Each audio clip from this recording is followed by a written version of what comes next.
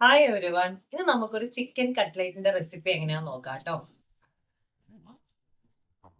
അപ്പോൾ ഇത് ഉണ്ടാക്കാനായിട്ട് ഞാൻ സൺഫ്ലവർ ഓയിലാണ് യൂസ് ചെയ്യുന്നത്. നമുക്ക് വെളിച്ചെണ്ണയിലും ഉണ്ടാക്കായിരിക്കും. പക്ഷേ എനിക്ക് തോന്നുന്നു നമ്മളിപ്പം ഈ വറുക്കാൻ എന്താ പറയുക ഉള്ളിയൊക്കെ വഴറ്റാൻ ഉപയോഗിക്കുന്ന അതേ എണ്ണ തന്നെ വേണം ഇത് വറുത്തെടുക്കാനും വേണ്ടി. അപ്പം ഞാൻ സൺഫ്ലവർ ഓയിലാണ് എല്ലാം ചെയ്യുന്നത്. അപ്പോൾ ഇതിന് വേണ്ടി കുറച്ച് ചോപ്ഡ് ആയിട്ടുള്ള ഇഞ്ചിയും വെളുത്തുള്ളിയും പച്ചമുളകും ഇതെല്ലാം കൂടി ഇട്ടിട്ട് അതിൻ്റെ പച്ചമണം മാറുന്നിടം വരെ വഴറ്റുക. അതിനുശേഷം ഉള്ളി നല്ല ഫൈൻ ചോപ്ഡ് ആയിട്ട് എടുക്കണം. എന്നിട്ട് അതും കൂടി ഇട്ടിട്ട് കുറച്ച് ഉപ്പും കൂടെ ചേർത്തിട്ട് ഉള്ളി നല്ല വഴറ്റിയെടുക്കുക. ഉള്ളി വഴറ്റിയെടുത്ത് കഴിയുമ്പോൾ അതിലേക്ക് മിൻസ് ചെയ്ത് വെച്ചിരിക്കുന്ന ചിക്കൻ നന്നായിട്ട് ഉപ്പും കുരുമുളകും കൂടി ഇട്ട് വേവിച്ചിട്ട് അത് നമ്മൾ ഒന്ന് മിക്സിയിലിട്ടിട്ട് ഒന്ന് ജസ്റ്റ് ഒന്ന് അടിച്ചെടുത്താൽ മതി. അപ്പോൾ അത് മിൻസായിട്ട് വരും. അതിലേക്ക് 1, 2 ബോയിൽഡ് പൊട്ടറ്റോയും കൂടെ ചേർക്കുക. അത് നമ്മുടെ ചിക്കൻ്റെ അനുസരിച്ച് വേണം. പൊട്ടറ്റോ നമുക്ക് കുറച്ച് മതി. എന്നിട്ട് അതിലേക്ക് കുരുമുളക് പൊടിയും ഗരം മസാലപ്പൊടിയും കൂടെ മാത്രം ഈ 2 പൊടികളെ ചേർക്കുന്നുള്ളേ. കാരണം മഞ്ഞപ്പൊടി വേണമെങ്കിൽ ചേർക്കാം. മഞ്ഞപ്പൊടി ഓൾറെഡി നമ്മൾ ചിക്കൻ വേവിക്കുമ്പോൾ ചേർത്തിട്ടുണ്ട്. അപ്പം ഇത് ചിക്കൻ ഞാനിപ്പോൾ എടുത്തിരിക്കുന്ന ഒരു 700 ഗ്രാംസ് ഓഫ് ചിക്കനാണ്. അപ്പം നമുക്കിങ്ങനെ ഉണ്ടാക്കി വെച്ചിട്ടുണ്ടെങ്കിൽ നമുക്ക് കുറേ നാൾ യൂസ് ചെയ്യാം കേട്ടോ.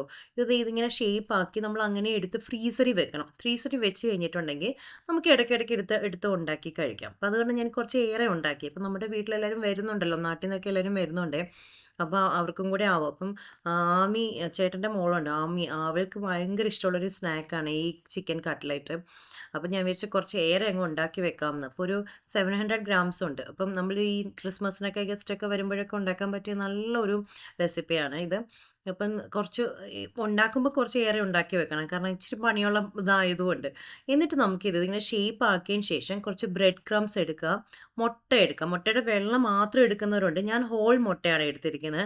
ആ മുട്ടയ്ക്കകത്തോട്ട് ശകലം കോൺഫ്ലവറും കൂടി ഇട്ടിട്ട് നല്ല മിക്സ് ചെയ്ത് വെച്ചിരിക്കുക.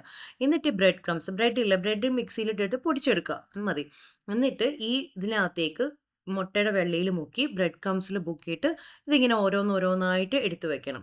ഇത് നമുക്ക് അപ്പോൾ ഉണ്ടാക്കുന്ന സമയത്ത് ഇത് ഫ്രീസറിൽ എടുത്ത് വെച്ച് കഴിഞ്ഞാൽ നമുക്ക് ഉണ്ടാക്കുമ്പോൾ ഇങ്ങനെ 1, 2 മുട്ട എടുക്കുക, ഇതിങ്ങനെ അടിച്ച് എടുക്കാം.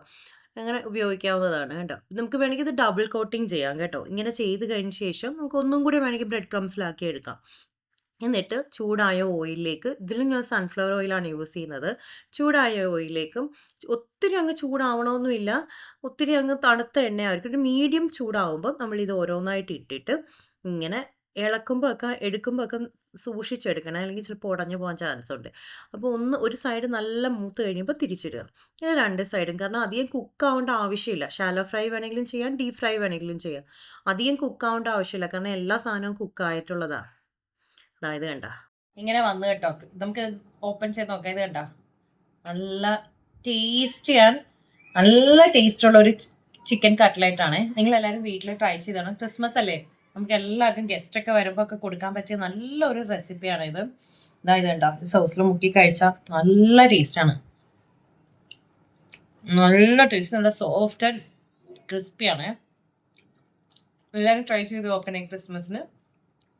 Thank you.